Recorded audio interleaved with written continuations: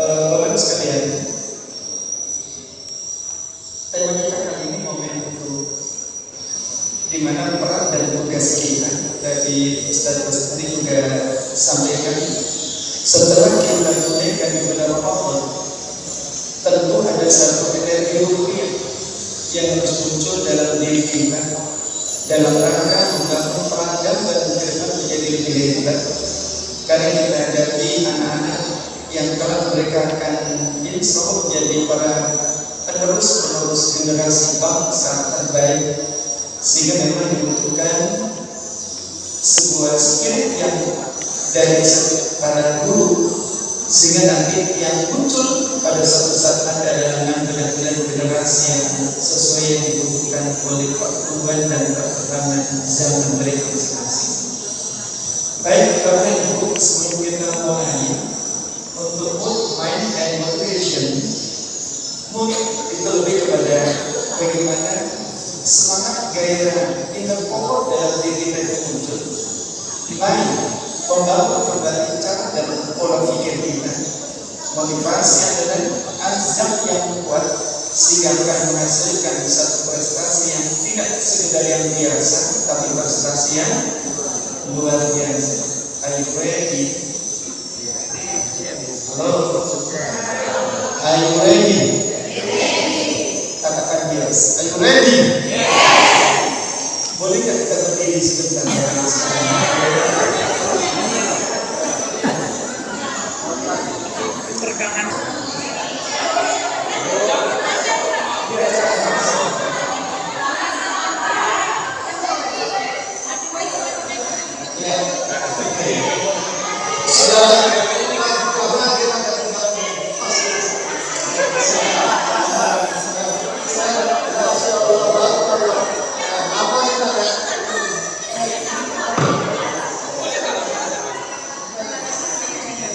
Ada instruksi yang diberikan, kerja dengan mood, mind, motivasi yang kuat selepas bulan Ramadan. Misal, silakan untuk lingkaran kecil masing-masing terdiri dari 4 orang. Misalnya dari contoh itu silakan berproses cari 4 orang teman terdekat untuk berbicara yang tidak dapat peran dalam lingkaran, berarti mood, mind, motivasinya belum maksimal. Oke, tunjukkan kita punya mood, mind, motivasi yang bagus. Masing-masing lingkaran terdiri dari 5 orang.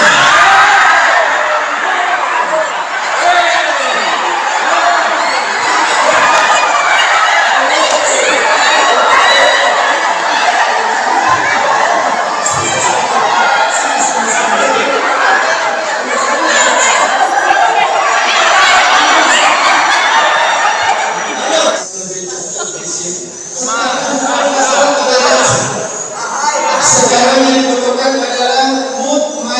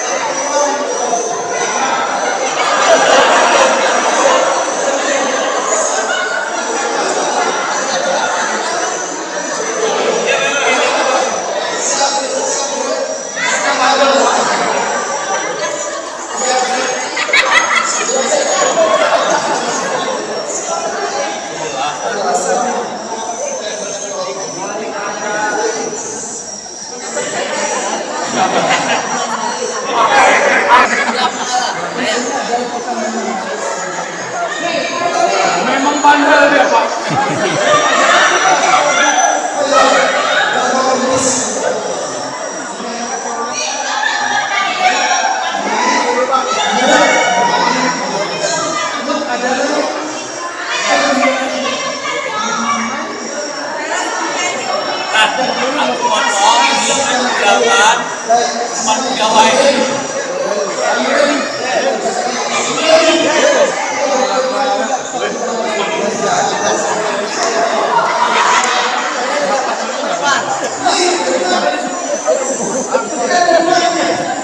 Jangan bandel dong dia.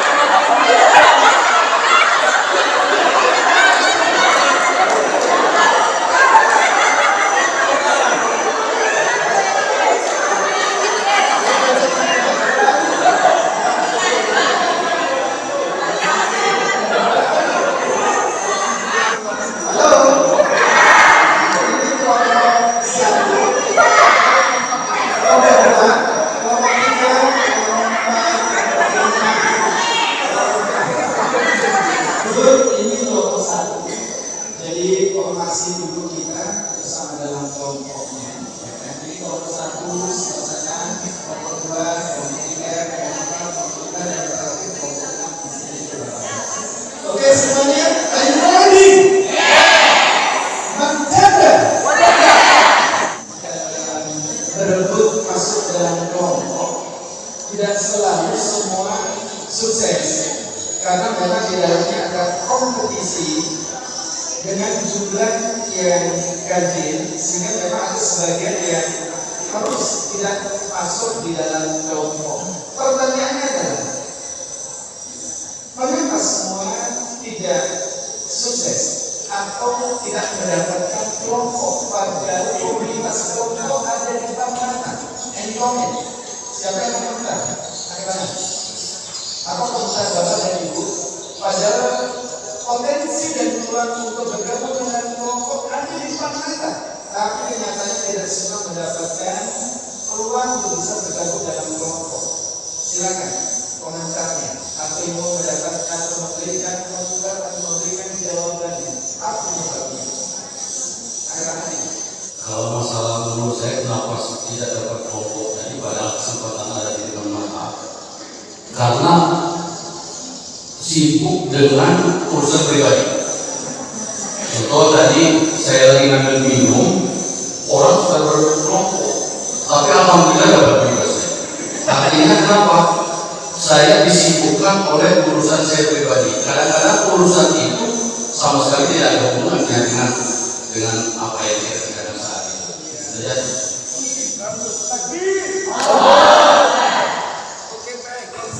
adalah self-interested. Kalau orang mendahulukan urusan-urusan pribadi masing-masing, maka kekuatan kerja tim akan menjadi lemah. Setuju kan? Kalau masing-masing sibuk dengan kepentingan pribadi, sulit diharapkan akan muncul satu kerja tim yang hebat. Inna Allah yuhibbul ladzina yuqatiluna fi sabilihi saffan ka'annahum bunyanun marsus. Allah cintai orang-orang yang berjuang, berperang di jalan Allah. Saffan, maksud satu saf. Apa saf?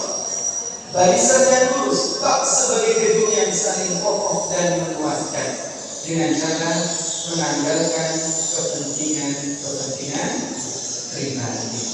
Luar biasa.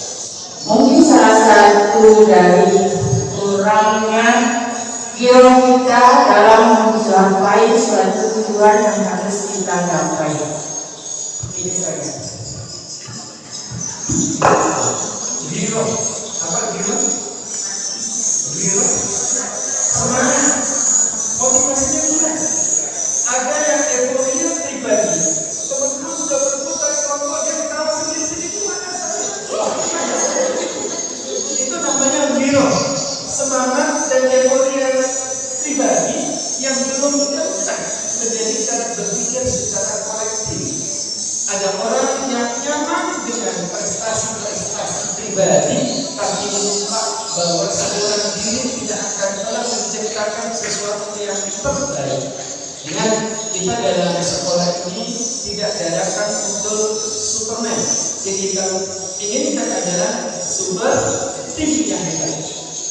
Berlari berjalan sendiri memang lebih cepat, tapi berlari bersama-sama akan lebih bertahan dan mencapai tujuan dengan selamat.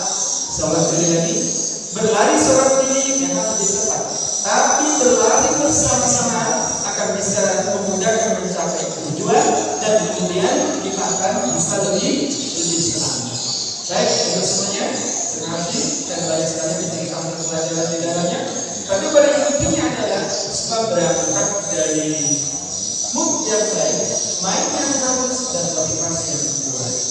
Menjaga, jadi menjaga sama-sama nomor satu. Menjaga. Surah An-Nur ayat 52. Wa man yu'ti'aha wa rasulahu wa yahsab wa yattaqi wa ulaika ada tidak syarat orang diberikan manfaat, bukan sekedar keberuntungan, tapi kemenangan yang luar biasa. Semesta kita berpulang menjadi luar biasa dan menjadi yang terbaik. Sebagaimana Allah jadikan ayyukum ahsanu amala adalah dari berbagai macam dan regulasi kehidupan yang kita lihat di muka bumi ini. Allah yang ingin tahu siapa yang tetap memunculkan the best of practices, amal-amal yang terbaik. Dan orang yang potensi memberikan yang terbaik, syaratnya ada tiga. Ada berapa? Ya. Yang pertama adalah taat pada Allah dan Rasul. Yang kedua, tidak ada yang diperlukan dan dilakukan kecuali kepada Allah. Yang ketiga adalah senantiasa meningkatkan takwa kepada Allah. Mereka akan diberikan kemenangan. Ada berapa tadi? Ya, yang berani mengulang. 3. Syarat kemenangan surah An-Nur ayat 42. Ada anak. Ulang sekali lagi. Yang pertama taat pada Allah dan Rasulnya. Yang kedua tidak takut kecuali kepada Allah. Yang ketiga meningkatkan takwa. Inilah 3 syarat Allah memberikan kemenangan dalam kehidupan kita. Surah An-Nur ayat 50. Pertanyaannya, siapa yang berani mengulang 3 syarat kemenangan? Oke, baik, kelompok 3.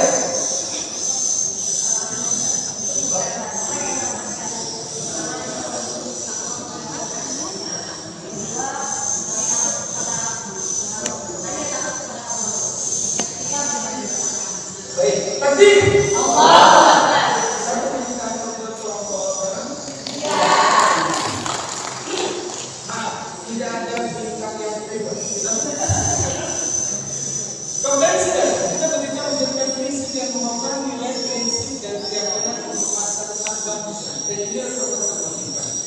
Peran kita dalam dikatakan sekolah sekolah di sisi kita sehingga yang muncul dalam diri ini adalah sampai amal-amal bulan yang bermanfaat. Boleh cerita nggak? Atau boleh cerita nggak? Suatu hari Rasulullah pada berjalan di pinggiran kota Madinah.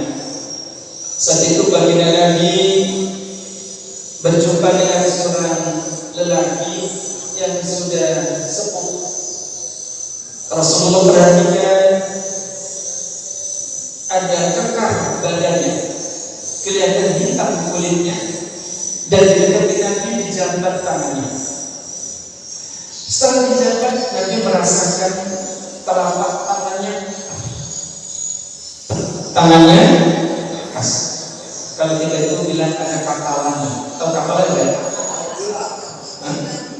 Ya. Tebal itu tangannya. Tapi kemudian bertanya, Bapak, kalau boleh tahu, apa sih pekerjaannya? Tangan macam begini.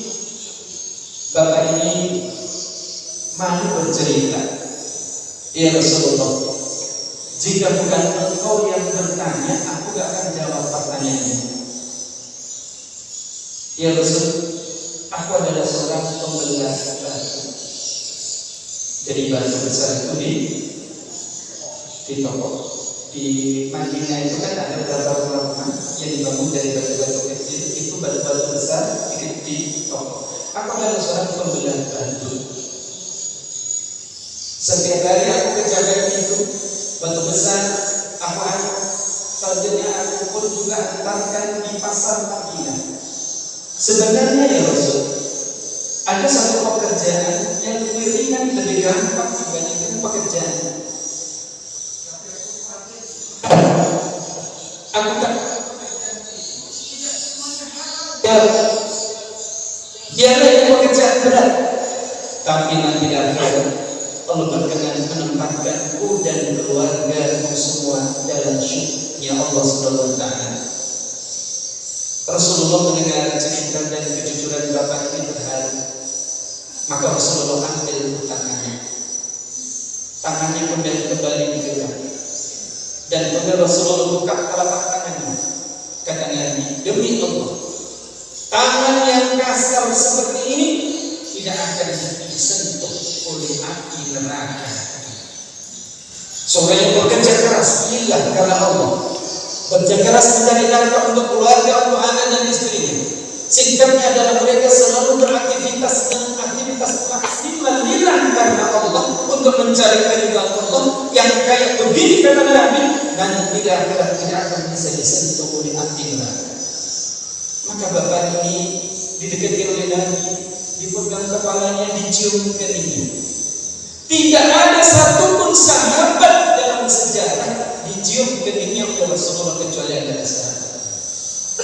Seluruh manusia di dunia cuma dua yang dicium keningnya oleh Nabi. Yang pertama adalah putri beliau Fatimah Fatimah.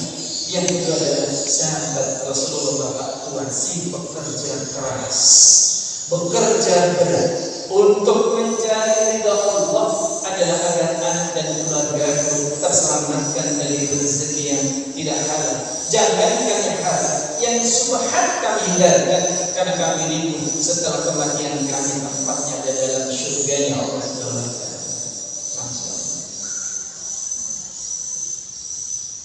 Halo, ini kantor.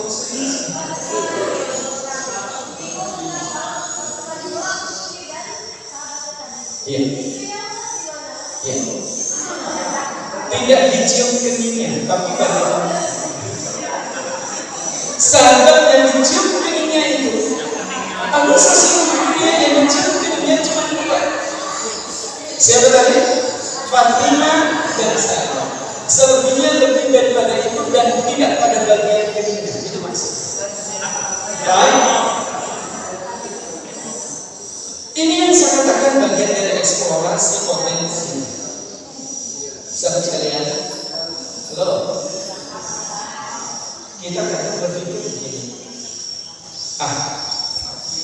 surga yang dicintai Nabi, yang dekat dengan Allah, kalau tidak pernah keluar dan kecil. Kita sering berpikir pada ibadah-ibadah makhluk. Dengan kita sholat, puasa, baca Quran, pasti inilah satu-satunya jalan untuk dekat dengan Allah dan masuk dalam surganya. Ternyata banyak cara dan jalan.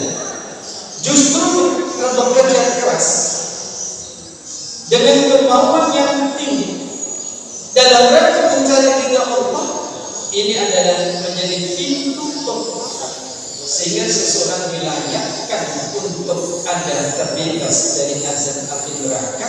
Bahkan Rasulullah berkata uji untuk ini. Bagus sekali. Ini bagian dari eksplorasi potensi dan kewajiban kita yang kita keluarkan adalah ini. Sedikitnya, yuk kita lihat. Potensi yang harus kita munculkan dalam rangka menjadi hamba terbaik. Sebagaimana yang kita oleh Allah memunculkan azam amal dalam hidup kita, ada 4 potensi. Akal, yang di dalamnya ada otak menghasilkan kecerdasan intelektual. Amdala, emosi, mood, rasa. Hormon, hati, jantung yang menghasilkan kehidupan. Artinya adalah detak segala seluruh kemauan kehendak kita adalah berangkat dari hati. Atau diterjemahkan jantung bagian dari satu sumber dari segala kehidupan kita.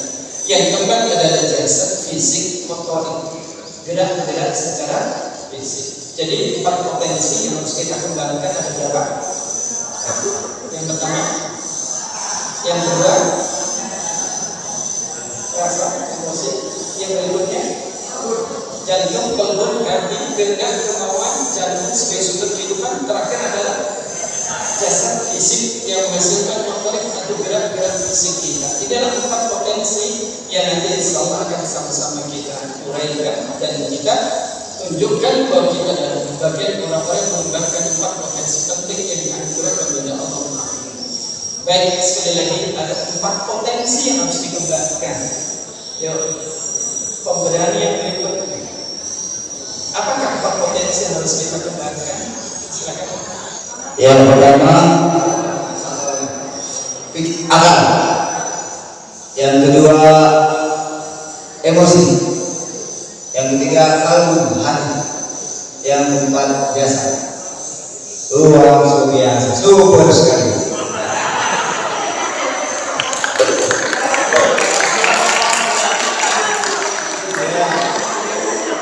Boleh yang kasih tepuk tangan bersama Tuhan.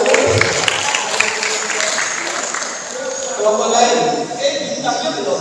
Satu dan kelompok lain, super sekali ya. Kalau gitu kok super sekali. Oh, baik. Kelompok lain lebih lengkap menyebutkan.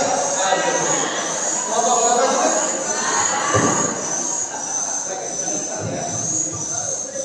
Baik, yang pertama adalah aklun, yaitu otak yang melahirkan intelektual. Kemudian yang kedua adalah amdala, yaitu emosi yang melahirkan rasa. Kemudian yang ketiga adalah kolbun, yaitu jantung yang dapat melahirkan kehidupan. Kemudian yang terakhir adalah jasad, yaitu fisik yang melahirkan motor.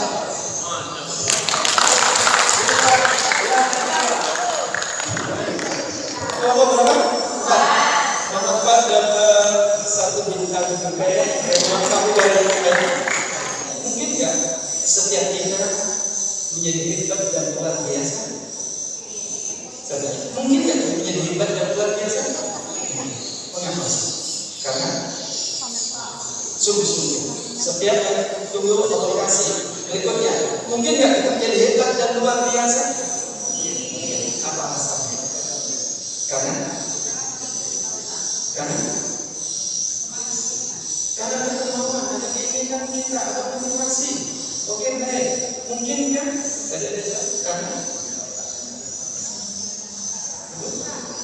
karena setiap orang punya, setiap orang ada kemampuan, ada potensi.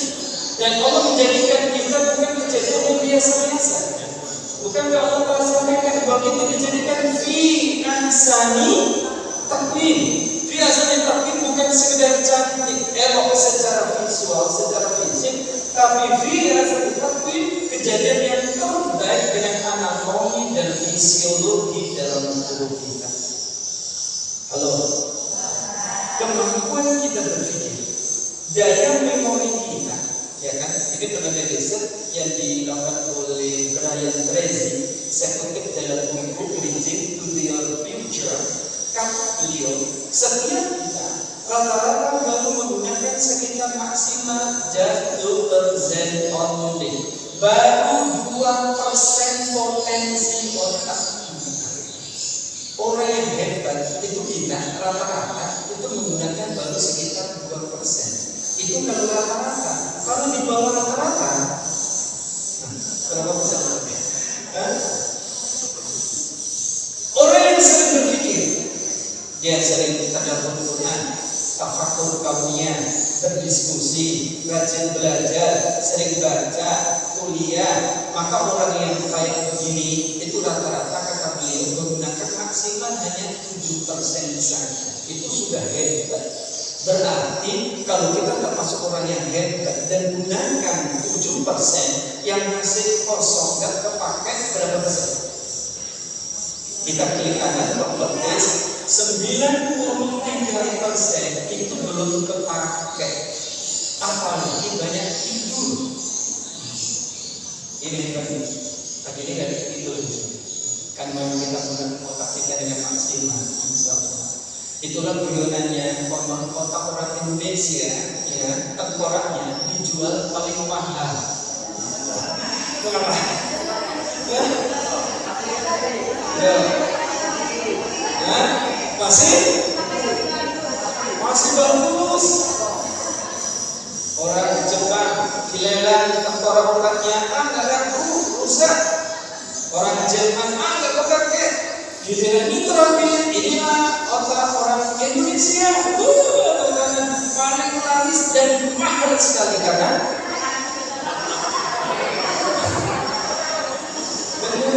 pas dibuka benar masih orisinil asli. Ini kan guyonan tapi nyelekin. Makanya kemudian negara-negara seluruh dunia itu kan dibagi menjadi 4 kelompok negara besar. Ada kelompok negara banyak bicara, banyak kerja. Negara mana ini? Banyak bicara tapi kerjanya banyak, masih mending. Orang-orang yang apa? Orang barat itu ngomongnya banyak tapi kerjanya banyak, masih lumayan kan? Ada negara ngomongnya dikit, bicaranya dikit tapi kerjanya banyak.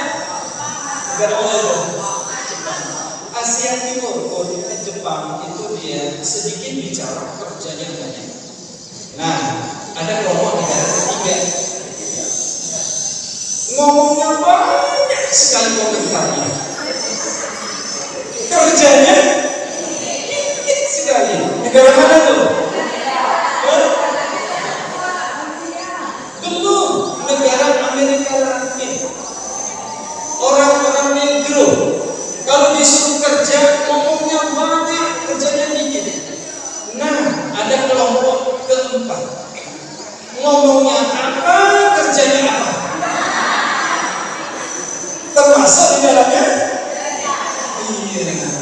Indonesia termasuk kelompok negara yang keempat. Sedihnya. Mengapa? Coba lihat. Pernah dengar Renstra? Rencana strategik? Renstra, rencana 5 tahun yang kita susun. Renstra yang kemana? Rencana yang kemana? Yang dikerjakan apa? DPA atau DIPA, anggaran negara kita itu diatur begini-begini anggarannya, yang dikerjakan itu. Tapi SPJ-nya lengkap. Itu di mana? Ini yang dikatakan kadang-kadang omongnya apa, yang dikerjakan apa. Ini kurang nyambung. Padahal sebetulnya tentu setiap kita dengan pengembangan 4 potensi ini akal dikelola dengan intelektualnya. Dalam Al-Quran keempat-empatnya ini disebutkan dengan sangat jelas. Dalam rangka mengasah kecerdasan intelektual kita, maka kemudian Allah ingatkan, alladzina yadhkuruna Allah qiyaman wa qu'udan wa 'ala junubihim wa yatafakkaruna fi khalqis samawati wal ardh. Rabbana subhanaka faqina adzabannar. Berawal dijelaskan oleh Allah orang-orang ulil albab, orang yang cerdas itu, orang yang hebat adalah mereka yang berpikir ingat Allah dalam segala posisi dan keadaan berdiri, duduk, berbaring.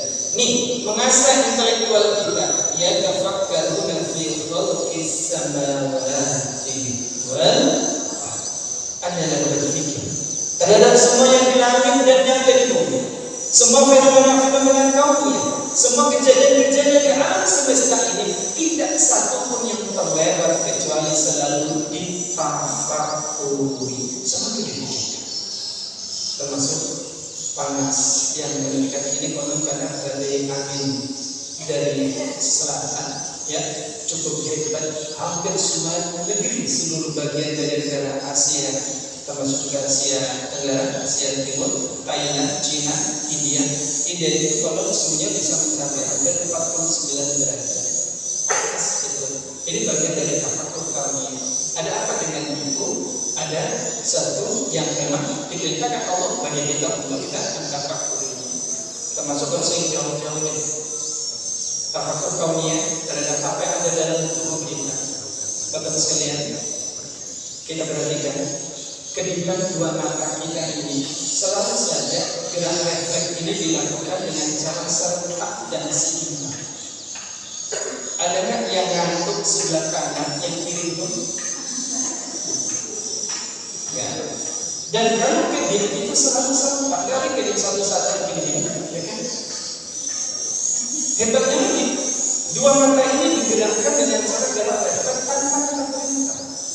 Yang dulu biologi, apa kira-kira satu manfaat mengapa kelopak mata kita yang harus dibuka dan harus ditutup? Fungsinya apa?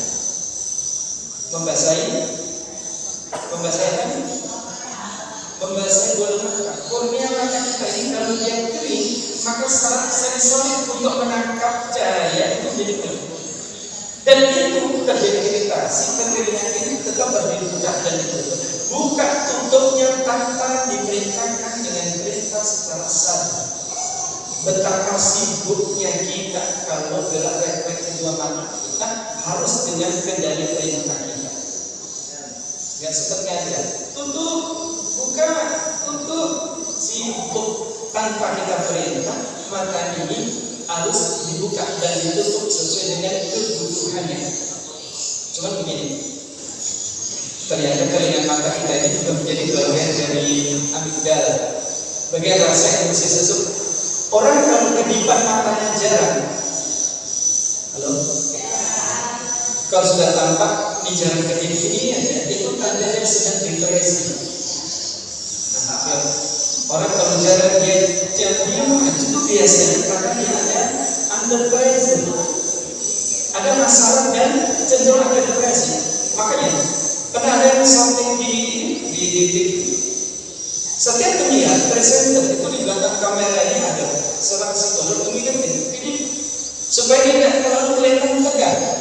Kalau presenter kelihatan tegang begini, dia itu pasti sedang terlalu tremor dia, terlalu grogi sehingga kedipan matanya ini jarang dilakukan. Demikian juga bagian dari mata kita juga, ini bagian dari tafakur kaumiyah kita. Orang kalau diajak berbicara, kemudian kedua matanya ini meliriknya ke kanan, itu dia sedang mengaktifasi bagian otak sebelah kiri, dan dia biasanya cenderung jujur karena dia sedang mengingat-ingat memori yang lupa. Tapi kalau dia bicara dan kelip matanya melirik ke kiri, mengaktifasi bagian otak sebelah kanan, biasanya dia sedang berintuisi, mengumpulkan kalangan-kalangan karena dia ingin mengatakan sesuatu yang sebenarnya tidak jujur. Kalau suami baru pulang malam, dari mana? Lihat matanya ke kanan atau ke kiri. Kalau dia sedang melirik ke kanan, aktivasi bagian otak kiri, dia sedang mengingat-ingat memori karena lupa dan biasanya dia jujur. Tapi kalau meliriknya ke kiri, itu aktivasi otak kanan karena dia sedang ngarang-ngarang cerita. Anak-anak siswa tanya, kenapa terlambat? Coba perhatikan, matanya ke panggilan kekanan. Kalau anaknya lebih tahu dibanding gurunya, itu bukan mata saya ya. Saya mau jujur atau tidak, berarti dia lebih tahu daripada gurunya. Nih, jadi lihat, dan ini semua adalah bagian dari tafakur kami. Inilah bagian dari aktivasi terhadap beberapa potensi-potensi dalam hidup. Sisi potensi dan prestasi. Sekecil apapun. Halo? Halo? Sekecil apapun setiap kita pasti pernah berprestasi. Betul? Boleh deh. Makanya ada kalimat begini. Setiap siswa, setiap anak, hakikatnya mereka adalah anak yang berprestasi dan mereka adalah sang juara. Kalau ada siswa yang belum berprestasi karena mereka belum ketemu guru yang tepat untuk memunculkan prestasi-prestasi mereka. Yang populer sering kita baca, seekor ikan itu luar biasa ketika dia diajari berenang. Jangan coba-coba seekor burung dipaksa untuk juga pandai apa? Berenang. Misalnya guru bilang, kebetulan muridnya ada ikan, ada kakak, ya, kemudian ada burung, ada seekor ular, harimau. Adalah pelajaran kita besok adalah berenang. Wah, yang paling hebat siapa? Kata guru, aku memang terbang bisa kenceng, tapi kalau berenang nggak bisa. Tidak, setiap siswa harus bisa berenang. Insya Allah burung berenang, besoknya meninggal dengan sukses. Kan kamu bukan dunia ini. Jadi sebetulnya setiap anak, setiap siswa mereka punya prestasi yang hebat. Hanya kadang-kadang mereka belum ketemu dengan guru yang tepat. Halo, saya paling minder. Dulu kalau waktu masuk SD kelas 1 ya, kalau nulis, zaman kita dulu kan nulis pakai buku halus yang ada tipis, ada kasarnya buku halus itu. Kalau halus kasar, itu kan untuk kita huruf yang besar, huruf yang kecil kan begitu. Saya bukan tipe penulis yang baik. Setiap guru kalau periksa tulisan itu langsung ditutup. Dan itu berlangsung sampai kira-kira 6 bulan, 1 semester di kelas 1. Baru kemudian berikutnya ada pengganti guru baru. Anak-anak, ibu guru menggantikan ibu guru yang sebelumnya. Yang kenalan Bapak. Saya pikir kayaknya ibu yang satu ini lebih mengerikan dibandingkan yang pertama. Ternyata tidak. Dia bilang, Gunawan, mana tulisannya? Enggak perlu malu, enggak apa-apa. Pas saya buka, kata guru, bagus sekali tulisannya. Bagus. Padahal bagus menurut sebenarnya dia bilang bagus supaya apa? Penyemangatnya agar kita percaya diri. Ini bagus. Akan lebih bagus kalau tulisnya dijahat, sehingga nanti ketika huruf P yang ke bawah ketemu huruf B yang ke atas itu nggak turun, nggak bertambah. Kasih tidak. Sejak itu saya lebih percaya diri.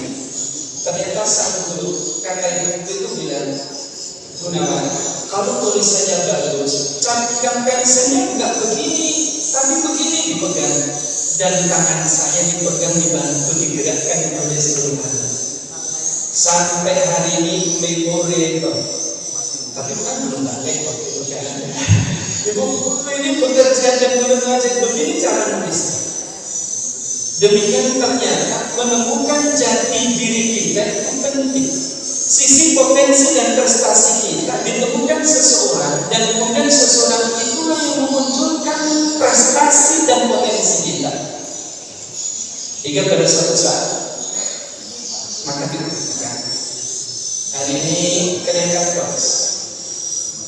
Ibu guru akan membuktikan. Ternyata setelah dihitung-hitung nilai tertinggi di kelas ini juara 1 Gunawan. Wah, itu padahal saya berpikir gak naik kelas. Bapak sekalian, ternyata bahwa penting seorang guru adalah menemukan jati diri potensi bagi setiap siswanya.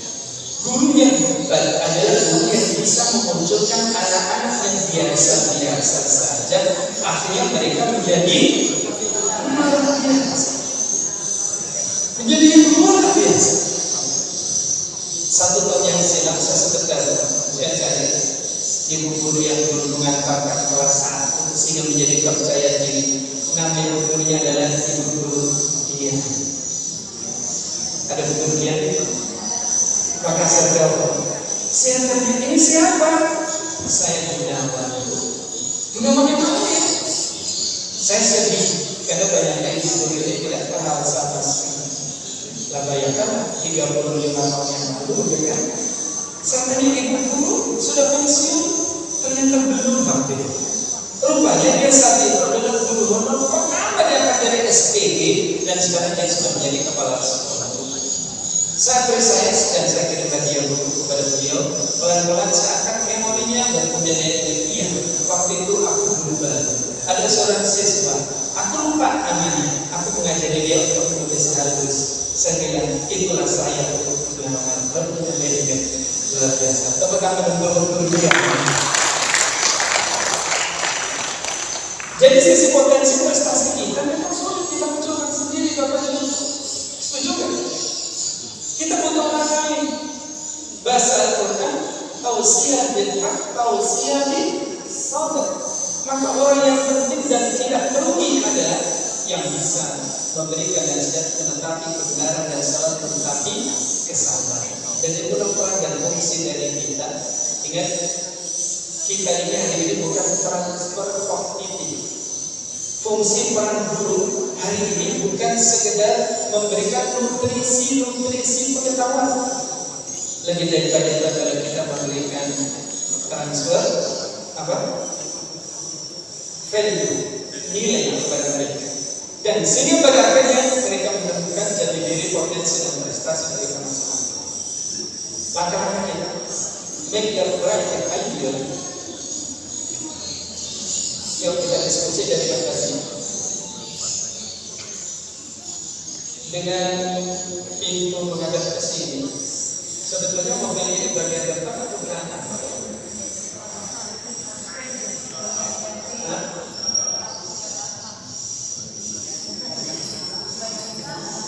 Kira-kira berapa ini?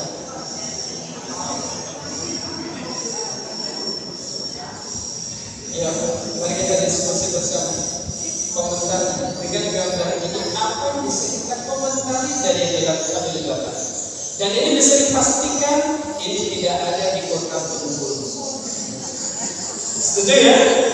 Ini pasti tidak ada di. Kualitas dari seorang bintang adalah sikapnya cemerlang dan kemudian daya tariknya bagus, dampaknya juga hebat. Yang penting keempat ada izin. Apa izin? Allah. Pernyataan ini benar disampaikan oleh seorang sahabat Abu Hurairah kepada Rasulullah SAW. Kata beliau begini, ya Rasulullah, idza ra'aituka qabla nafsi wa qarra'in. Ya Rasul, jika aku melihat engkau ya Rasulullah, sungguh hatiku menjadi tenang, maka aku menjadi sedih. Luar biasa. Seorang bintang dengan segenap prestasi-prestasi terbaiknya, yang pertama adalah menenteramkan hati, menyejukkan.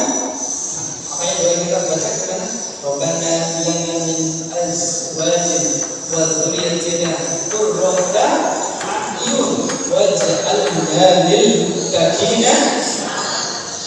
Bapak sekalian sahabat yang hebat. Menjadi guru adalah harus berjuang menjadi guru yang bisa menyinarikan kita dalam bintang bagi anak-anak. Pekerjaan kita sama kok. Bapak Ibu menjadi guru yang diajar siswa yang masih panjang masa depannya. Sementara saya menjadi saudara, sama. Cuma ya dia sudah tua-tua, yang masa depannya barangkali kan tua-tua. Dari segi pahala, kayaknya para bapak ibu, jadi pahala itu besar. Kadang mereka akan sanamnya ini kan kelas SMP, sanamnya aliyah, yang mereka punya mahasiswa. Biasanya seperti itu jauh lebih dekat dan memori. Itu adalah ketika pada masa-masa usia-usia dari SMP. Kalau dari SMA dan tinggi gak begitu mendekat karena memang mereka sudah sibuk dengan urusan pelajaran-pelajaran mereka. Baik. Kualitas dari seorang bintang, sinarnya dengan kecemerlangannya, daya tariknya, dampaknya dan kemudian terikat pada Indonesia. 4 hal inilah yang harus kita perjuangkan, sehingga seluruh dari potensi dalam diri kita itu adalah akan memberikan dampak prestasi kepada orang lain. Caranya adalah mulailah dengan menjadi yang pertama untuk 3 hal, dan kemudian menjadi yang terakhir untuk 2 hal. Jadi ada berapa semuanya? Nah, jadi silakan lebih cermati. Mulailah yang pertama untuk 3 hal, dan jadilah yang terakhir untuk 2 hal. Apa 3 hal yang kita harus menjadi pionir di dalamnya agar kita menjadi para pionir? Jadi yang pertama untuk 3 hal, yaitu mendukung ide dan pendapat orang lain. Tentu gagasan ide yang bagus, maka kita jangan reject terhadap ide, gagasan, pendapat orang lain. Yang kedua, jadi yang pertama untuk senantiasa membantu, dan kemudian jadi yang pertama untuk produktif atau menghasilkan. Ingat, setiap orang yang memberikan yang terbaik dan membantu siapa, kalimat yang digunakan satu ayat sebelum terakhir dalam surah Al-Anfal. Walladzina amanu wa hajaru wa jahadu fi sabilillah walladzina awaw wa nasaru ulaika humul mu'minun haqqan lahum maghfiratun wa rizqun karim. Ada 2 keistimewaan yang beri orang yang beriman dan kemudian berjihad di jalan Allah. Walladzina awaw, dan orang-orang yang membantu saudara-saudara. Ada 2 istilah. Sahabat sekalian, apa yang Allah janjikan? Baginya diberikan limpahan ampunan, wa rizqun karim, dan rezeki diberkahi oleh Allah Subhanahu wa taala. Wajar. Kalau ada istilah orang yang sering berbagi, orang yang sering membantu, meringankan saudaranya, ada aja ketika sedang sulit Allah mudahkan pekerjaan dan usahanya. Gak ada yang amin. Amin. Orang yang sering membantu, meringankan saudaranya, berinfak, bersedekah bagi orang lain, bersiap segala kesulitannya dimudahkan oleh Allah Subhanahu wa taala. Gak ada istilah kita membantu, meringankan saudara kita, maka kemudian potensi kebaikan kita menjadi habis, itu tidak ada. Jadi ada 3 yang kita harus menjadi pertama: mendukung ide pendapat orang lain, membantu, dan kemudian dan jadilah kita 2 hal yang terakhir. Pertama, menjadikan orang lain semakin ragu. Yang kedua adalah menjadi orang yang menyerah. Ingat, menjadi 3 pertama. Yang pertama apa tadi? Mendukung ide, membantu, ya, dan kemudian menjadi 2 yang terakhir untuk meragukan dan menyerah. Mari kita tunjukkan adalah kita termasuk orang yang 3 hal. Yang pertama yaitu mendukung apa tadi? Yang kedua membantu, dan kemudian menghasilkan. Menjadi 2 yang terakhir yaitu menyerah dan baik. Stand up please. Semuanya berdiri.